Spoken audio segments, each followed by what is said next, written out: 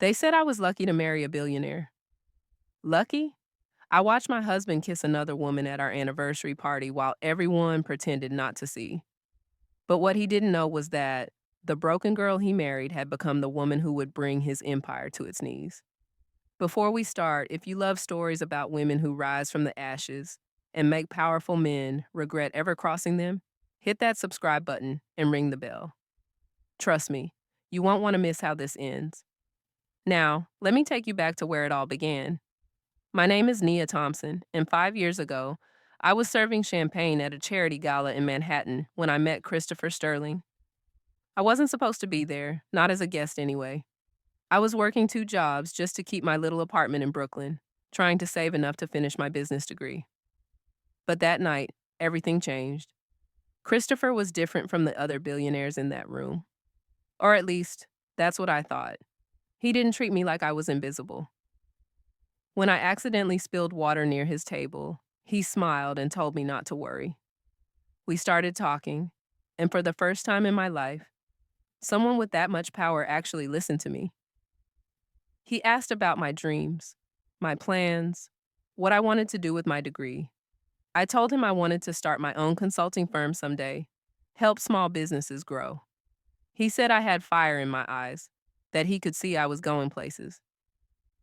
3 months later, we were dating. 6 months after that, he proposed with a ring that cost more than my parents made in 10 years. The wedding was everything a girl could dream of: designer dress, 500 guests, coverage in every major magazine. My mama cried when she saw me walk down that aisle. She thought her baby girl had finally made it. She thought I was safe. The first year was like living in a dream I was afraid to wake up from. Penthouses, private jets, galas where I rubbed shoulders with people I'd only seen on television. Christopher showered me with gifts, took me to Paris for weekends, introduced me to his world. But slowly, so slowly I almost didn't notice, things began to change. The man who used to ask about my day stopped asking. The man who said he loved my ambition started suggesting I didn't need to work anymore. Why would I, when he could give me everything? I tried to ignore the late nights, the business trips that seemed to happen every other week. I tried to ignore the way his phone was always face down, the way he'd step out of the room to take certain calls. When I brought it up, he'd laugh and tell me I was being insecure. He'd remind me of everything he'd given me, everything I had because of him. And like a fool, I believed I was being ungrateful. I started second guessing my own intuition, my own worth. Then Vanessa Cole entered our lives. She was his new business partner, he said, a brilliant woman who was going to help him expand his tech empire into new markets. She was beautiful, confident, everything I felt I wasn't anymore. They had meetings at odd hours, dinners that ran late, conferences in exotic locations. And every time I questioned it, Christopher made me feel like I was the problem, like I was the crazy, jealous wife who didn't understand business. I remember the exact moment I knew for sure. It was our third anniversary, and Christopher had planned this elaborate party at our mansion. Everyone who was anyone was there. I'd spent weeks planning my outfit, wanting to be perfect for him, wanting to make him proud. I was wearing this stunning red dress. My hair was done. My makeup was flawless. I thought maybe this night would bring us back together, remind him of what we had. I went looking for him to start the toast, and I found him in his office. The door was cracked open just enough, and there she was, Vanessa, pressed against my husband, his hands on her waist, kissing her like I didn't exist, like our marriage vows meant nothing, like I was nothing. I stood there, frozen, watching my world crumble. When they finally pulled apart, Christopher saw me. And you want to know what he did? He didn't apologize. He didn't panic. He straightened his tie, walked past me, and told me we'd talk about this later. Like I was a child who'd interrupted an important meeting. I went back to that party, smiled for the cameras, accepted congratulations on our beautiful marriage, and died a little inside with every word.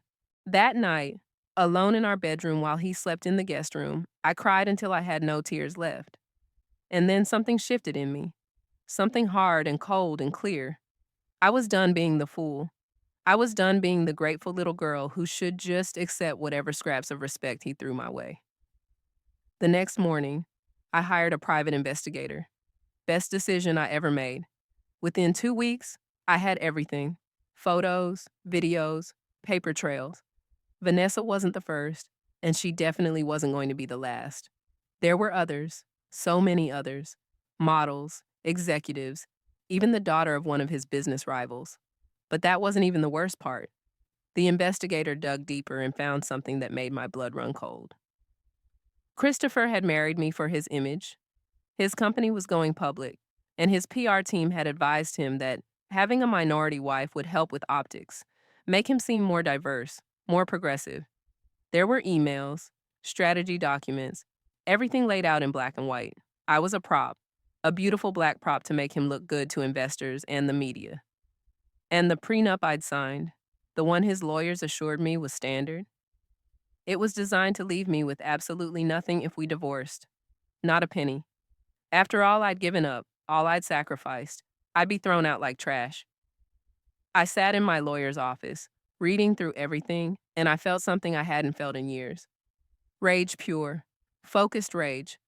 But I didn't let it consume me. Instead, I let it fuel me. Christopher thought I was just some girl from Brooklyn who got lucky. He forgot that I'd been fighting my whole life. He forgot that I'd worked 3 jobs to put myself through school. He forgot that I was smart, capable, and now, thanks to him, I had access to his entire world. I called my old mentor, Diane Roberts. She was the one professor in college who'd believed in me, who'd pushed me to dream bigger. When I told her everything, she didn't waste time on sympathy. She said, "Nia, you've been playing in his world long enough. You know how it works. Now use it." And that's exactly what I did. I started my own tech consulting firm in secret. I used a different name at first, worked through intermediaries. I knew Christopher's business inside and out because for 3 years, I'd been the dutiful wife, attending every meeting, every dinner, absorbing everything. I knew his competitors, his enemies, his weaknesses, and I knew his clients, the ones who were tired of his arrogance, the ones who'd stay with him only because they thought there was no better option. I became that better option. I reached out quietly, professionally. I showed them what I could do, how I could help them grow without the ego, without the drama. And one by one, they started to trust me. I took my first client, then my second, then my third. All of them were Christopher's biggest accounts. I didn't feel guilty, not even a little bit. This was business, just like he'd always said. Christopher didn't notice at first. He was too busy with Vanessa and whoever else he was seeing that week. But when his CFO brought him the quarterly reports and showed him that 3 major clients had left, he noticed then. I watched him from across the breakfast table that morning, saw his jaw clench, saw the vein in his temple throb. He made calls, demanded answers, threw his weight around, but those clients weren't coming back. They'd found something better. They'd found me. It took him 2 weeks to figure out it was me. He came home early one day, stormed into the living room where I was working on my laptop. He demanded to know what I thought I was doing, trying to sabotage his business. I looked up at him calmly and said, "I'm not sabotaging anything. I'm simply offering better services to clients who deserve better." The look on his face was priceless. Shock, anger, and something else. Fear. He was starting to realize that maybe, just maybe, he'd underestimated me. He tried to intimidate me, threatened to ruin me, said I'd never work in this industry again, that he'd make sure everyone knew what a vindictive, ungrateful woman I was. I stood up, walked right up to him and smiled. "Go ahead, Christopher.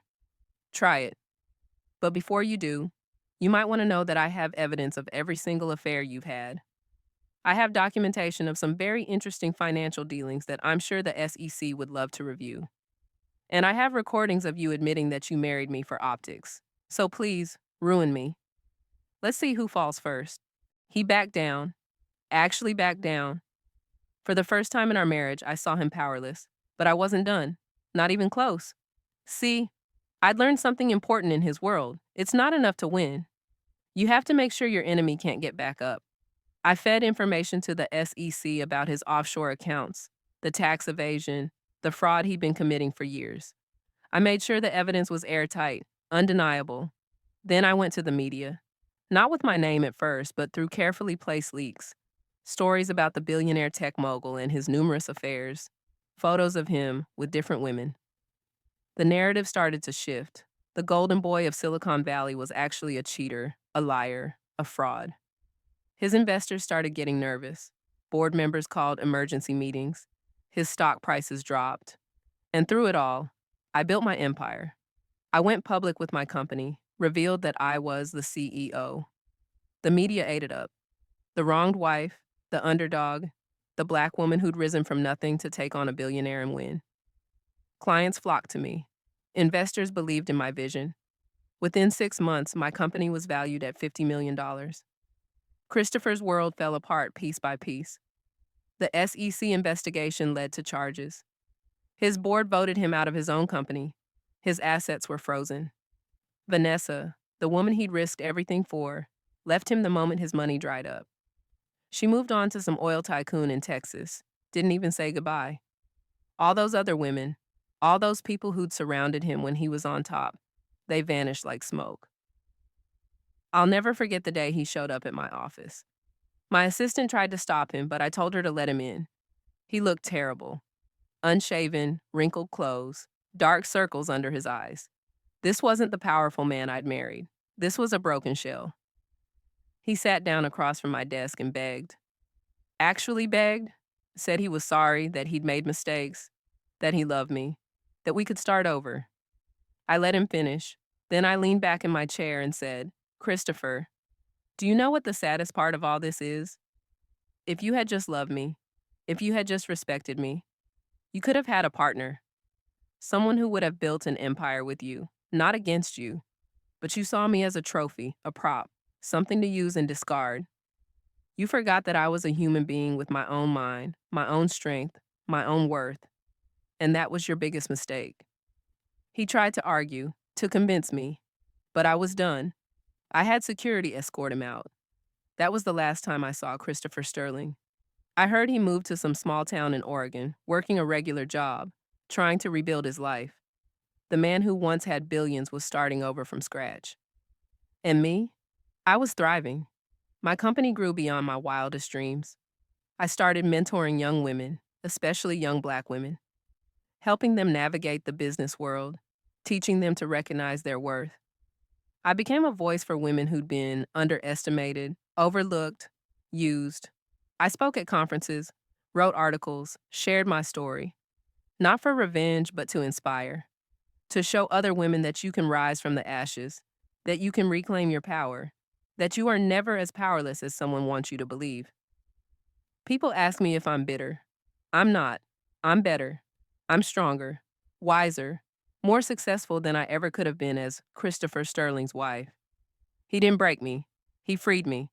He showed me what I was capable of when I stopped asking for permission to be great and just became great. I bought my parents a house, paid off my little brother's student loans, started a foundation to help women leave abusive relationships. I built the life I'd always dreamed of, but this time, I built it on my own terms. No one could take it from me because I earned every single piece of it. Sometimes I think about that girl serving champagne at a gala, dreaming of something bigger. I wish I could tell her that she didn't need a billionaire to make her dreams come true. I wish I could tell her that her worth wasn't determined by who chose her, but by who she chose to be. But maybe she needed to learn that lesson the hard way. Maybe we all do. Christopher thought he was the devil, untouchable, above consequences. But even devils fall. And when they do, sometimes it's an angel they underestimated who brings them down. Except I'm no angel. I'm just a woman who refused to stay broken. A woman who turned her pain into power and her betrayal into triumph. So that's how a man who thought he was untouchable lost everything to the woman he underestimated. If this story touched your soul, smash that like button and drop a comment telling me what you would have done in Nia's situation. Subscribe because I've got more stories about women who refuse to stay down. Remember, queens, your value isn't determined by who chooses you, it's determined by who you choose to be. Now go out there and build your own empire. I'll see you in the next one.